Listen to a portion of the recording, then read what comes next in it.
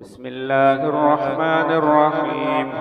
والشمس وضحاها والقمر إذا تلاها والنهار إذا جلاها والليل إذا يغشاها والسماء وما بناها والأرض وما طحاها ونفس وما سواها فألهمها فجورها وتقواها قد أفلح من زكاها وقد خاب من دساها كذب الثمود بتقواها إذ انبعث أشقاها فقال لهم رسول الله ناقة الله وسقياها فكذبوه فعقروها فدمدم عليهم ربهم بذنبهم فسواها ولا يخاف عقباها.